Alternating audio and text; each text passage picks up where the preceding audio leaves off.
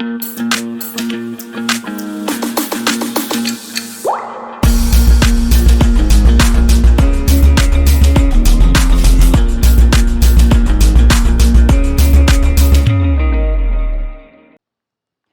Guys, welcome back to the layman way. और आज हम आर्ट और हिस्ट्री और कल्चर के करंट अफेयर्स को डिस्कस करेंगे फॉर यूपीएससी प्रीलिम्स 2022, है ना। और एक ही लेक्चर में मैं इसको ख़त्म कर दूंगा, आर्ट हिस्ट्री और कल्चर जितना भी है ज़रा से ही है ना, जिसमें हम अगस्त मंथ के जितने भी इससे रिलेटेड करंट अफेयर्स हैं उसको हम आज जल्दी से ख़त्म कर देंगे, ठीक है। चलो, तो if you are new to the channel, do not forget to like, share, subscribe and also press the bell icon so that you can never miss our new updates। तो चलिए जल्दी से आगे बढ़ते हैं और आज का पहला आर्टिकल देखते हैं। दैट इज़ अबाउट महाराजा सवाई जय सिंह, है ना। तो महाराजा सवाई जय सिंह, पहले तो नाम में ही देख लो, जय है, जय मतलब जयपुर, है ना। तो ये जयपुर के राजा हुआ करते थे, है ना, ठीक है। इनको जो ये सवाई टाइटल है, नाम इनका जय सिंह है पर टाइटल सवाई है, तो ये टाइटल किसने दिया?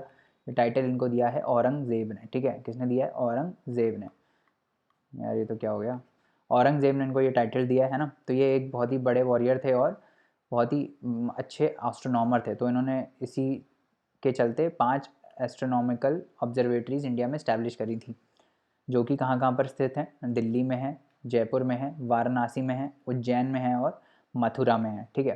तो ये इन्होंने एस्ट्रोनॉमिकल ऑब्जर्वेटरी सेटअप करी थी। तो ये आपको पता होगा, ये जो जंतर मंतर है जयपुर का, है ना, वो यूनेस्को की वर्ल्ड हेरिटेज साइट में है ना। तो feudatory, he was a feudatory of Mughals, है ना। तो ये फिड्योटरी थे मुगल्स के, और औरंगज़ेब जो था उन्होंने इसको सवाई का टाइटल दिया था, है ना। किस क्लैन को ये रिप्रेजेंट करते थे? कुछवा राजपूत क्लैन के ये मतलब he was from this clan, है ना। तो ये आपको याद रखना है, बस इतना ही याद रखना है और कुछ याद नहीं रखना है। उसके बाद आगे बात करते हैं अबाउट नेताजी सुभाष चंद्र बोस। तो गवर्नमेंट ने बेसिकली सुभाष चंद्र बोस जी की 125th बर्थ एनिवर्सरी थी लास्ट ईयर हो गया वो 2021 में, है ना। तो 23 जनवरी को तो गवर्नमेंट ने बेसिकली ये बोला है कि हम 23 जनवरी को क्या बनाएंगे? पराक्रम दिवस मनाएंगे, ठीक है। तो पराक्रम दिवस मनाएंगे to commemorate the 125th birth anniversary of Netaji Subhash Chandra Bose. अब इनके बारे में थोड़ा बात कर लेते हैं, सुभाष जी के बारे में, है ना।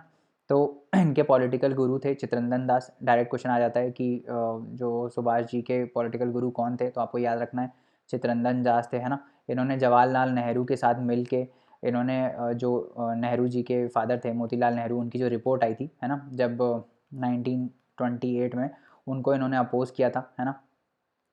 तो उन्होंने बोला था कि भाई हमको जो है पूरा का पूरा स्वराज चाहिए, जबकि इसमें डोमिनेंट स्टेटस की बात की गई थी, है ना। तो इन्होंने इसको अपोज किया था, उन्होंने बोला कि हमको पूरी फ्रीडम चाहिए, ठीक है। उसके बाद 1938 में इन्होंने हरिपुरा सेशन के प्रेसिडेंट बने थे, और इनका इतने ज़्यादा ये पॉपुलर थे नेताजी कि मतलब अगर इनको गांधी जी भी अपोज करें तब भी ये किसी भी सेशन के प्रेसिडेंट बन सकते थे। तो इसी के चलते इन्होंने 1938 में हरिपुरा कांग्रेस सेशन के ये प्रेसिडेंट बने। 1939 में फिर ये सेशन त्रिपुरी सेशन के प्रेसिडेंट बने, despite of Gandhi ji not favouring him. Gandhi ji के जो रिप्रेजेंटेटिव थे पोती सीतारामल्लू, है ना, उनको इन्होंने डिफीट कर दिया था बाय ह्यूज मार्जिन। तो इन और गांधी जी भी इनको सपोर्ट नहीं कर रहे थे। गांधी जी भी ये चाहते थे कि सुभाष जी जो हैं वो ना बने, ठीक है। बट जो सुभाष जी थे ना, उनकी वो बहुत रिस्पेक्ट करते थे गांधी जी की, है ना। और गांधी जी इंटर्न भी इनकी करते थे। बट इसके चलते सिंस जो सुभाष चंद्र बोस है वो गांधी जी की बहुत रिस्पेक्ट करते थे, उन्होंने रिज़ाइन मार दिया किससे? प्रेसिडेंटशिप से, ये त्रिपुरी सेशन में। उसके बाद इन्होंने इसी के अंदर कांग्रेस के अंदर ही एक फॉरवर्ड ब्लॉक बना दी थी, है ना। फॉरवर्ड ब्लॉक बना दी थी, और जब इन्होंने रिज़ाइन किया तो डॉक्टर राजेंद्र प्रसाद इस सेशन को फिर वो प्रेसिडेंट बने थे, है ना। उसके बाद अगर हम इनके थोड़े इन्होंने फाउंडर ब्लॉक बनाया और ये मिलिटेंट अप्रोच के थे। तो आपको मालूम होगा ये कैद से भाग गए थे, है ना। पहले ये रशिया में गए, रशिया से सपोर्ट मांगने गए कि भाई हमको ब्रिटेन के खिलाफ आर्मी बना के लड़ना है ना। फिर उनको पता चला कि भाई रशिया जो है वो तो ब्रिटेन के साथ ही मिल गया है ना। फिर ये वहाँ से जर्मनी चले गए थे, है ना। जर्मनी में वहाँ जाके ये हिटलर से मिले थे, है ना। ये सब आपने पढ़ा होगा मॉडर्न हिस्ट्री में, हिटलर से ये मिले थे। फिर वहाँ से भी कुछ बात नहीं बनी, फिर ये सिंगापुर आए थे। तो सिंगापुर में आके इन्होंने आईएनए को इस्टेब्लिश किया था, इंडियन नेशनल आर्मी को, है ना। तो इन्होंने ये यहाँ पे इस्टेब्लिश किया था। वहाँ पे ये वुमेन रेजिमेंट भी था। आपको ये बताना है कि वो वुमेन रेजिमेंट का नाम क्या था और उनकी लीडर कौन थी, ठीक है। तो ये आप बताना कि कौन सा रेजिमेंट था और उनकी कौन लीडर थी, ठीक है, कौन उसको लीड कर रही थी, ठीक है। ये मैडम जो है इनका नाम बताना है आपको, कमेंट करके बताना नीचे, है ना। 1943 में ये सिंगापुर आए, है ना। यहाँ से इन्होंने इंडियन इंडिपेंडेंस मूवमेंट के लिए ईस्ट एशिया में एक पूरा रिवॉल्यूशन ले आए वहाँ पे, है ना। और इन्होंने आज़ाद हिंद फौज को इस्टेब्लिश किया, that is Indian national army. Basically क्या हुआ था कि जो राज बिहारी बोस थे ना, वो 1915 में बेसिकली ये फ्ली होके, मतलब भाग के वहाँ चले गए थे जापान। वहाँ पे फिर वो इतने साल रहे तो उनको वहाँ की सिटीजनशिप मिल गई थी, किसको, राज बिहारी बोस को, है ना। फिर वहाँ ने उन्होंने क्या किया, जो जापान कैप्चर करता था ना इंडियन प्रिजनर्स को, प्रिजनर्स ऑफ वॉर जिनको बोलते हैं, उनको इन्होंने कलेक्ट करके आईएनए बनाया था, है ना। तो 2000 ट्रूप्स का एक इन्होंने रेजिमेंट बनाया था। इसी इसी को लेके ये यहाँ पे अटैक करे थे जब जो क्विट इंडिया मूवमेंट के टाइम अटैक हुआ था ना, जो म्यांमार के साइड रंगून वगैरह पे आ गए थे ये लोग, है ना। फिर वहाँ पे डिफीट हो गए थे। तो वहाँ पे इन्होंने यही ट्रूप्स को लेके इनको ट्रेन करके यहाँ पे अटैक किया था, ठीक है। तो इनका ये मकसद था कि भाई हम आर्मी के थ्रू, आर्म्ड रिवोल्ट के थ्रू ब्रिटिश को ओवरथ्रो करेंगे, ठीक है। तो ये इनका मकसद था, है ना। तो ये हो गई हमारी बात किसके बारे में, नेताजी सुभाष चंद्र बोस के बारे में। आगे बात करते हैं पिंगाली वेंकैया के बारे में। कौन है ये पिंगाली वेंकैया? ये एक फ्रीडम फाइटर थे, है ना, और एक डिज़ाइनर हैं, आर्किटेक्ट है, जिन्होंने हमारा झंडे को बनाया था, पहली बार नेशनल फ्लैग ऑफ इंडिया बनाया था। ही डिज़ाइन द फ्लैग, जिसको स्वराज फ्लैग बोलते थे, जो आज जो भी हमारा है ना, उसका बेस जो है वो उन्होंने ही तैयार किया था, ठीक है। इन्होंने महात्मा गांधी की एडवाइस से इन्होंने बाद में इसमें वाइट बैंड का जो बीच में होता है ना, वाइट बैंड, उसको ऐड किया था, है ना। फिर रेड, पहले यहाँ पे रेड हुआ करता था, ग्रीन जो है ना, यहाँ पे आपको ग्रीन दिखता होगा, वाइट ग्रीन और ऊपर ऑरेंज, तो ग्रीन की जगह रेड हुआ करता था। तो इन्होंने रेड को हटा के ग्रीन किया, है ना। और चरखा जो है वो खादी का जो सिंबल है वो बनाया इधर, है ना, इधर टाइप का चरखा बनाया, मतलब इन्होंने इधर बीच वाले जो स्पोक्स है ना, वो चरखा इन्होंने बनाया। कांग्रेस वर्किंग कमेटी जो है वो नए ट्राई कलर के साथ आई थी ड्यूरिंग द पूर्ण स्वराज डिक्लेरेशन, ठीक है। इन्होंने एक बुक निकाली थी, came up with booklet title a national flag for India in 1916 with 24 flag designs. तो इतना ज़्यादा कुछ इंपॉर्टेंट नहीं है, वैसे आया था तो बात कर रहे हैं अपन, है ना। आगे बात करते हैं अभिन्द्रनाथ टैगोर की, ये इंपॉर्टेंट है, ये पढ़ लेना। अभिन्द्रनाथ टैगोर कौन थे? ही was a Neiphiu of Rabindranath Tagore, है ना। इनकी 150th बर्थ एनिवर्सरी थी। तो ये जो भी ऐसी बर्थ एनिवर्सरी होती है ना, 125th 150th, ये थोड़ी इंपॉर्टेंट हो जाती है, ठीक है। तो इसीलिए हम इनको पढ़ रहे हैं। 150 बर्थ एनिवर्सरी इनकी थी, तो इनके बारे में थोड़ा बात कर लेते हैं। इन्होंने Indian society of oriental art establish किया था। इसके साथ साथ इन्होंने बंगाल स्कूल ऑफ आर्ट को भी इन्होंने इस्टेब्लिश किया था, है ना। इनका मानना ये था कि यार जो इंडियन आर्ट है ना, उसका अपना ही एक यूनिक स्पिरिचुअल नेचर है। हम उसको वेस्टर्न से डील नहीं कर सकते। और ये जो वेस्टर्न का कंसेप्ट है मटेरियलाइजेशन का, है ना, मटेरियलिज्म का, उसको इन्होंने सरासर रिजेक्ट कर दिया था। जैसे आप देखोगे ना इनकी पेंटिंग्स भी, जैसे भारत माता है ना, भारत माता, तो माता इज़ गॉडेस, है ना। तो हर एक चीज़ में आपको स्पिरिचुअलिटी मिलेगी। इनफैक्ट उस टाइम जब जब ये बात हो रही है रविन्द्रनाथ टैगोर के टाइम की बात, तब रिलीजन बहुत ही प्रायोरिटी होता था, है ना। रिलीजन बहुत ही प्रायोरिटी होता था लोगों का। बहुत सारे मिथ भी थे, है ना। भगवान की पूजा आज भी बहुत होती है, बट उस टाइम तो और भी ज़्यादा थी, है ना। कास्ट को लेके, इन सब चीज़ों को, रिलीजियस लाइन्स को लेके बहुत ज़्यादा था। तो उसका इफेक्ट जो है पेंटिंग्स में भी देखने को मिलता है। तो बट इन्होंने ये स्टेप्स लिए थे कि मुग़ल और जो राजपूत पेंटिंग्स हैं, जो मुग़ल और राजपूत पेंटिंग्स हैं, उनको थोड़ा मॉडर्नाइज़ किया जा सके, है ना। तो उन्होंने उसके लिए इन बेसिकली पेंटिंग्स को इन्होंने मॉडर्नाइज़ किया था। तो इनकी हम फेमस पेंटिंग्स की बात कर लेते हैं, कौन कौन सी है। एक भारत माता है, दिस इज़ भारत माता, है ना। Bharat Mata painting, passing of Shah Jahan, my mother, fairy land illustrations, journeys and, ये सारी इनकी बेसिकली पेंटिंग्स है। और ये बेसिकली लिखा करते थे किन के लिए, ये एक राइटर भी थे, किन के लिए बुक्स लिखते थे, ये बेसिकली चिल्ड्रंस को एड्रेस करने के लिए, चिल्ड्रंस के लिए बुक्स लिखते थे। तो उसमें कुछ कुछ फेमस बुक्स हैं, दैट इज़ बूडो अंगला, खीरेर पुतुल और राज काहिनी। ये 3 बुक्स इनकी बहुत फेमस है ना। तो ये आपको याद करना है कि कौन कौन सी बुक्स ये, और ये याद रखना कि ये मोस्टली चिल्ड्रंस के लिए ही लिखते थे, है ना।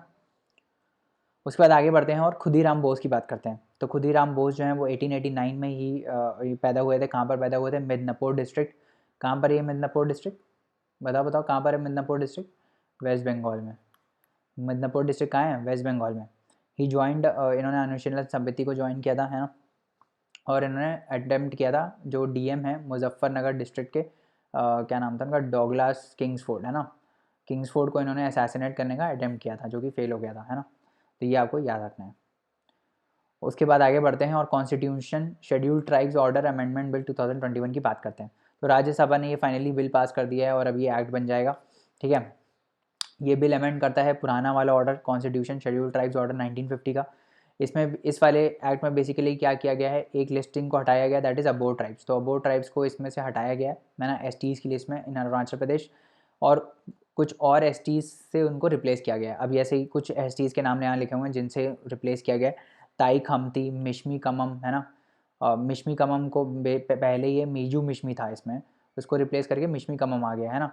फिर ईदू आ गया, ईदू मिशमी, तारोन, है ना। ये सब ट्राइब्स जो हैं वो इसमें रिप्लेस हुई हैं, ठीक है।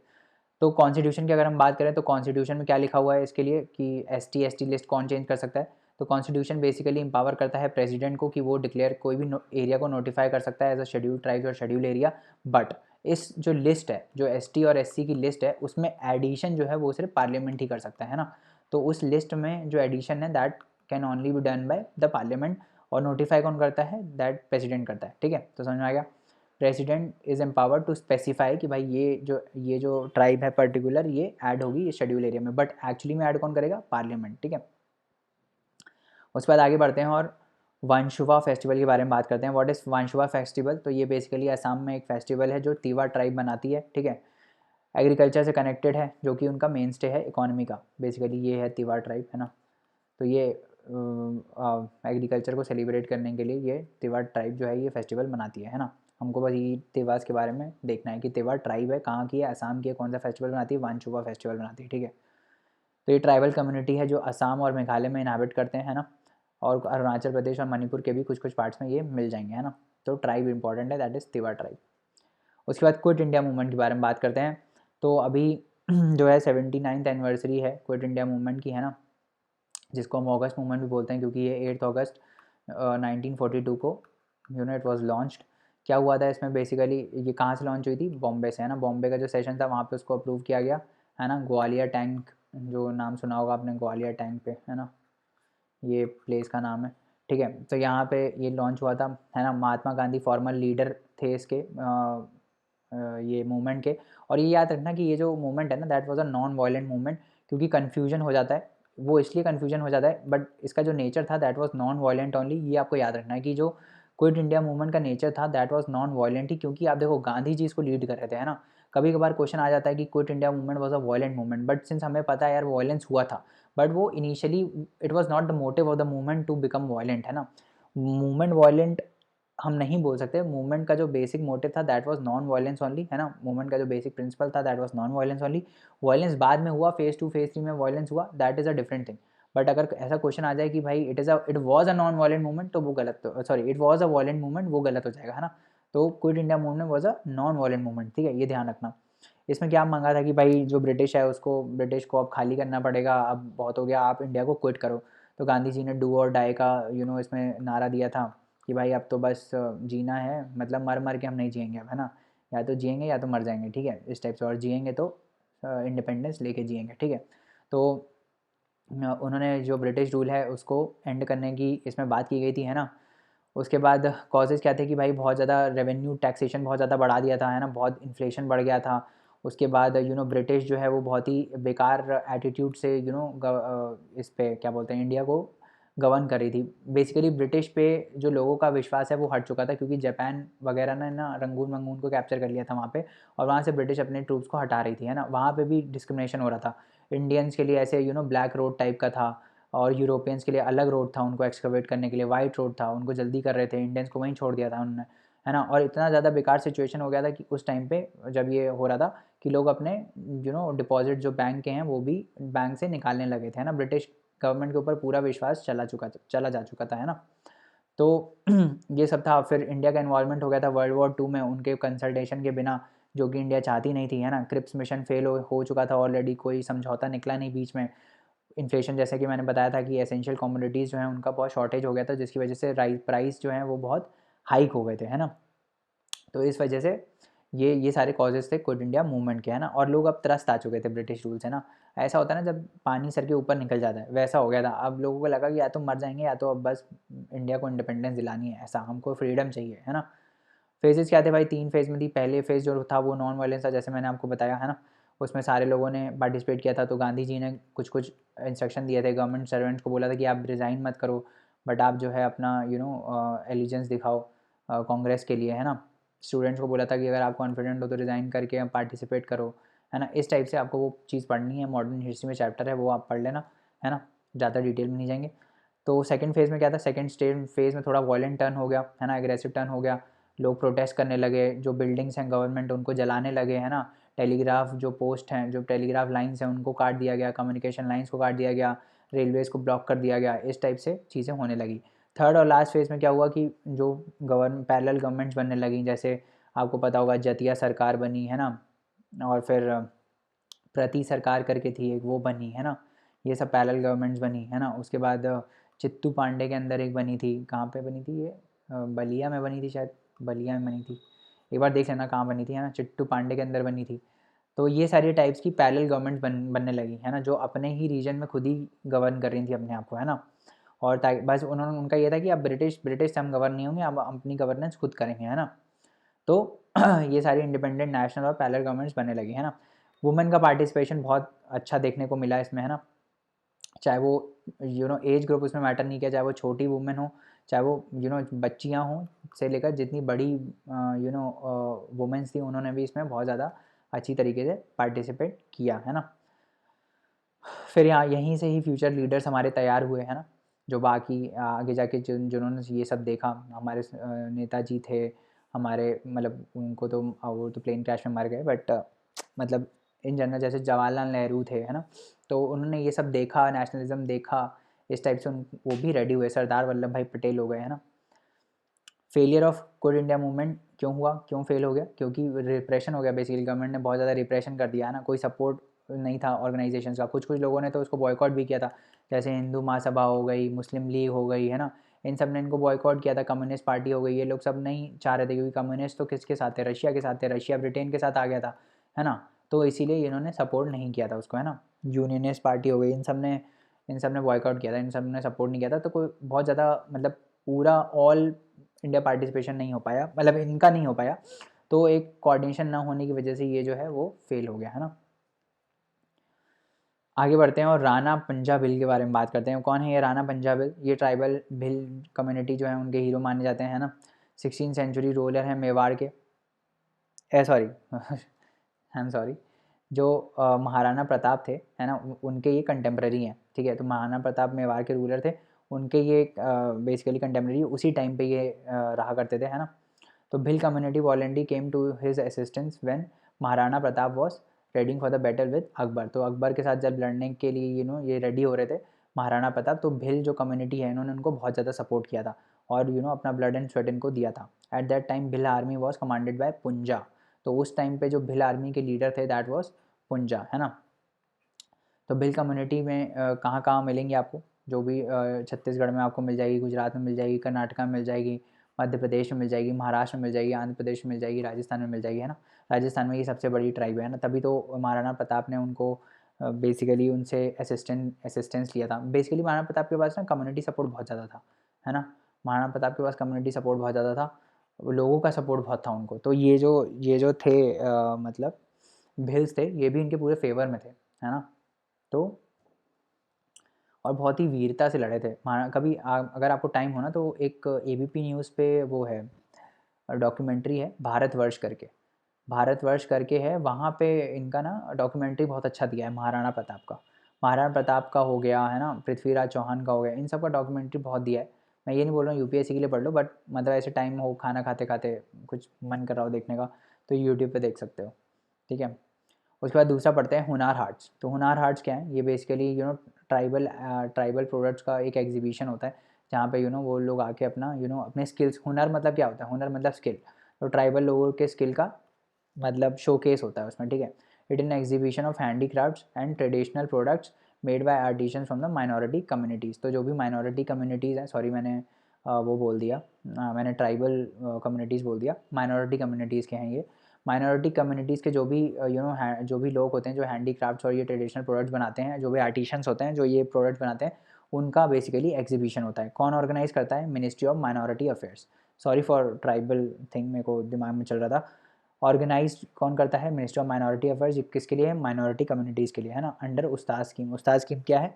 Upgrading the skills and training in traditional arts craft for development scheme, है ना। तो ये वाली जो स्कीम है जिसमें हम स्किल डेवलपमेंट करते हैं ट्रेडिशनल आर्टिशंस का, है ना, ताकि वो अपना बेसिकली प्रोडक्ट शोकेस कर पाएँ बाहर और उसका एक्सेस हो पाए सबको, है ना। थीम क्या थी इस बार की? Vocal for local. Vocal for local तो आपको पता ही है ना। It aims to provide market exposure and employment opportunities to artisans, craftsmen and traditional culinary experts. तो इनको एम्प्लॉयमेंट प्रोवाइड करने के लिए ये ऑर्गेनाइज होती है ना। उसके बाद आगे बढ़ते हैं और महाराजा रंजीत सिंह के बारे में बात करते हैं ना। तो महाराजा रंजीत सिंह जो थे वो सबसे तोड़ लीडर थे सिख एम्पायर के पूरे, है ना। इन्होंने बेसिकली पहले सिख एम्पायर क्या होती थी ना, डिवाइडेड होती थी। जैसे सिख एम्पायर में बहुत सारे मिसल्स होते थे, है ना, 1 2 3 4 ऐसे करके मिसल्स होते थे जो अपने अपने एरिया को कंट्रोल करते थे, है ना। तो इन्होंने क्या किया, जब महाराजा रंजीत सिंह आए, इन्होंने क्या किया, सारी मिसल्स को बेसिकली पहले तो ऑक्यूपाई करके एक यूनिफाइड एम्पायर बनाई, सारी मिसल्स को डिफीट करके एक यूनिफाइड सिख एम्पायर बनाई जो कि बहुत तोड़ थी उस टाइम पे, है ना। फिर इनके बारे में थोड़ा बात कर लेते हैं। 13 नवंबर 1780 में इनका जन्म हुआ था। कहाँ पे? गुंजरनवाला में, ठीक है, जो कि अभी पाकिस्तान में है। उस टाइम जो पंजाब था वो चीफ्टियंस कंट्रोल करते थे, जो मिसल्स बेसिकली जो टेरिटरीज होती थी वो मिसल्स में डिवाइडेड थी, जिनको ये उनके कुछ कुछ एक पर्टिकुलर लीडर होते थे जिनको हम चीफ्टियन बोलते थे, है ना। तो रंजीत सिंह ने इन सबको हरा के यूनिफाइड एक सिख एम्पायर बनाई थी, है ना। इन्होंने लाहौर कॉन्कर किया था 1799 में, है ना। इनको टाइटल मिला था लायन ऑफ पंजाब, जिसको हम बोलते हैं शेर पंजाब, है ना। इन्होंने बहुत सारे यूरोपियन सोल्जर्स को रखा था अपनी आर्मी में, अपनी आर्मी को बहुत मॉडर्नाइज़ किया, है ना, उनको ट्रेन किया, फ्रांस के साथ अलायंस करके उन्होंने ट्रेन किया था उनको बहुत ज़्यादा, है ना। तो ब्रिटिश को ये पसंद नहीं आ रहा था, है ना, ब्रिटिश ने इनके ऊपर अटैक कर दिया था। तो इसी से ही एंग्लो सिख वॉर्स हमारी जो चलती हैं ना, आप पढ़ते होगे एंग्लो सिख वॉर्स, वो यहीं से आती हैं। फिर फाइनली 1849 में डलहौजी के टाइम इनको पंजाब को एनेक्स कर लिया गया था बाय द ब्रिटिश, है ना। तो इनके टाइम पे कुछ कुछ अच्छी ट्रीटीज़ भी साइन हुई थी, जैसे ट्रीटी ऑफ अमृतसर है।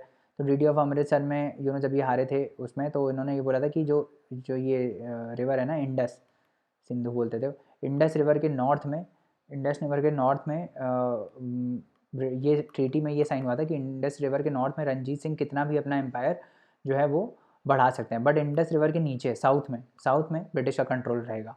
तो ये थी ट्रीटी ऑफ अमृतसर, है ना। तो बस यही है, eight that time Punjab was a land of 6 reverse, the sixth being the Indus. Just he was a just and secular ruler. तो अच्छे रूलर थे, सेक्युलर रूलर थे और बहुत ही पावरफुल रूलर थे, है ना। इनके बाद जितने भी लोग आए ना वो ऐसे ही थे, तभी मतलब सिख एम्पायर ज़्यादा चला नहीं उस टाइम, है ना। इन्होंने बेसिकली आपको पता होगा जो गोल्डन टेम्पल जिसको बोलते हैं, जो हरमिंदर साहिब है, उनको इन्होंने गोल्ड से पूरा कवर कर दिया गया, जिसको फिर गोल्डन टेम्पल बोलते हैं हम लोग, है ना। तो ये हो गया। इसके बाद आगे बढ़ते हैं और मोपला रेबिलियन के बारे में बात करते हैं। ये मोपला रेबिलियन कब हुई थी? 1921 में, ठीक है। तो मोपलास कौन थे? मोपलास बेसिकली मुस्लिम्स थे। कहाँ पे रहते थे? ये मालाबार रीजन में, केरला में रहते थे, मुस्लिम थे ये बेसिकली, है ना। तो ये पहले भी ऐसा नहीं है कि ये 1921 में पहली बार हुई थी, ये वॉर्स चलती आ रही थी पहले भी। 18th सेंचुरी में भी 1834 से लेकर 1854 तक ये इनके रायट्स चलते रहते थे, क्योंकि इनका ये डिमांड था कि यार अब रेवेन्यू वेन्यू बहुत हाई रहता था इनका, है ना। तो इनका एक्सप्लॉयटेशन होता था, इस वजह से जो है ये लोग रिवोल्ट करते रहते थे। बट जब ये खिलाफत मूवमेंट वाला बात आया ना हमारा 1920 1919 1920 खिलाफत नॉन कॉपरेशन मूवमेंट जब चला, तो तब इनका ये इशू फिर से इन्होंने अपना रेस किया, ठीक है। तो तो यही है 1920 सेंचुरी में बेसिकली ब्रिटिश रूल के अगेंस्ट इन्होंने अपनी आवाज़ उठाई। तो बेसिकली हुआ क्या था, इन्होंने हिंदू लैंडलॉर्ड्स जो थे वहाँ पे उनके खिलाफ आवाज़ उठाई थी, जो कि बाद में it became against British also, ठीक है। तो इनिशियली इट स्टार्टेड एज, मतलब इन्होंने इनिशियली जो रिवोल्ट स्टार्ट किया था that was against Hindu landlords Malabar region में, ठीक है। मोपला रेबिलियन और Malabar rebellion was an extended version of Khilafat movement in Kerala in 1921। The main leader कौन कौन थे? कुंजहामद हाजी, सिद्धि कोया थंगल और अली मुस्लियार। ये सारे इनके बेसिकली कौन थे? ये इनके लीडर्स थे, ठीक है। आगे बढ़ते हैं, एक बार जाके ना रिवाइज कर लेना मोपला रेबिलियन जाके एक बार रिवाइज कर लेना स्पेक्ट्रम से। आगे बढ़ते हैं और एडॉप्ट अ हेरिटेज प्रोजेक्ट के बारे में बात करते हैं। तो ये एडॉप्ट अ हेरिटेज प्रोजेक्ट किसका है?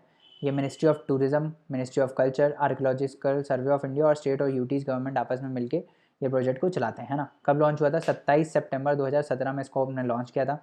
क्या इसका मकसद है कि हम टूरिज़्म एमिनिटीज़ जो हैं हेरिटेज और हेरिटेज साइट्स पे उनको हम डेवलप कर पाएँ, ठीक है।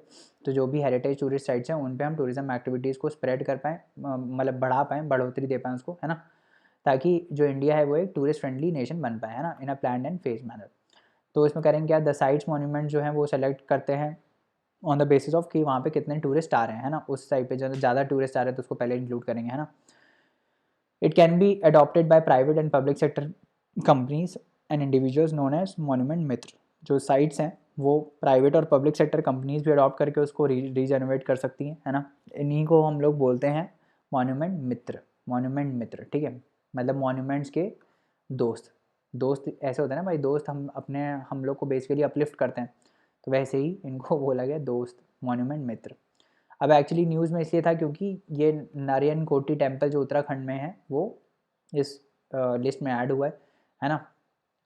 तो इसके बारे में बात कर लेते हैं नारायण कोटी टेम्पल के बारे में। Group of ancient temples devoted to Lakshmi Narayan and has 9 planetary temples in a group that are a symbol of 9 planets which has been included in the project. तो 9 टेम्पल्स इसमें हैं जो 9 प्लैनेट्स को सिग्निफाई करते हैं और किसको डिवोटेड है? लक्ष्मी नारायण को, ठीक है।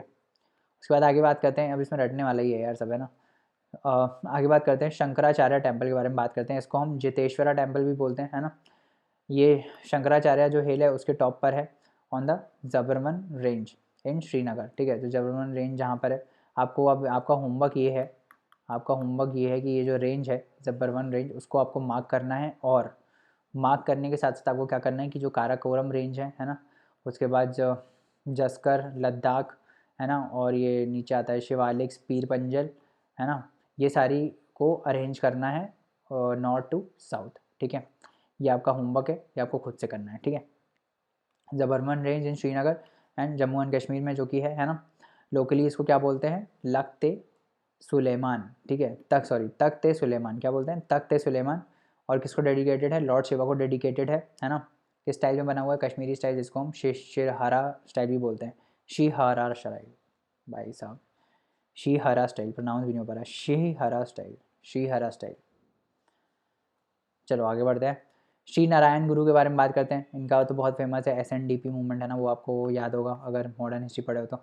SNDP मूवमेंट इनका था, है ना। इन्होंने इस आवाज़ जो है, जो आउटकास्ट हैं केरला के, उनके अगेंस्ट फाइट किया था। तो he was a leader from Kerala. Oppressive caste system के अगेंस्ट इन्होंने अपनी आवाज़ उठाई थी। He was born in Ezhava caste, है ना। One of his famous sayings was one caste one religion one god for all, है ना। एक ही भगवान होना चाहिए और एक ही रिलीजन होना चाहिए। ऐसे ही ना इसी की इन्हीं लाइंस पे एक और स्लोगन है, नो रिलीजन नो कास्ट, ऐसा कुछ बोला है, नो रिलीजन नो कास्ट। ये आप बताना किसका स्लोगन है? मेरे को लगता है शायद अयप्पन ने बोला था ऐसा।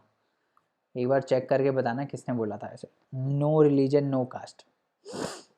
इन 1903 में इन्होंने श्री नारायण धर्म परिपालना योगम ऑर्गेनाइजेशन स्टार्ट किया था, जिसको हम SNDP बोलते हैं। ये वाईकॉम 17 के लिए बहुत ज़्यादा फेमस हैं, जिसमें इन्होंने कास्ट डिस्क्रिमिनेशन और अनटचेबिलिटी के लिए बेसिकली आवाज़ उठाई थी, है ना। तो टेम्पल एंट्री के लिए इन्होंने इसमें काम किया था, है ना। उसके बाद last article is about clone train scheme. तो क्लोन ट्रेन स्कीम क्या है? क्लोन मतलब क्या होता है? जुड़वा, है ना। क्लोन मतलब जुड़वा। तो क्लोन ट्रेन स्कीम में क्या करेंगे, जैसे मान लो अभी क्या होता है, अभी आप जब कोई ट्रेन बुक करते हो, है ना, मान लो आपको जाना है रायपुर से, लेट्स से आपको जाना है रायपुर से लेकर कहीं भी जाना है यार, कन्याकुमारी जाना है मान लो, है ना। तो कन्याकुमारी अगर आपको जाना है तो आप ट्रेन बुक करते हो, है ना। आपने ट्रेन में बुक किया, अब उसमें क्या है, मान लो आप 5 दिन पहले बुक कर रहे हो, तो ट्रेन में क्या है, सारी सीटें जो हैं अब वो बुक हो गई हैं, है ना, वेटिंग लिस्ट में आ गई आपकी टिकट। तो अब क्या होगा, अब इसी ट्रेन के क्लोन बनाएंगे हम। क्लोन मतलब एक ट्रेन A- बनाएंगे जिसमें सिमिलर सीट्स होंगी, और जो वेटिंग लिस्ट यहाँ पे है ना वो यहाँ पे ट्रांसफ़र हो जाएगी और इनको जगह मिल जाएगी। बस यही इनका मकसद है। Clone train will run as an alternative to an actual train, है ना, समझ आ रहा है। And this train will have the number of the actual train, मतलब जितना एक्चुअल ट्रेन में सीट्स हैं वो भी इसमें भी होंगी।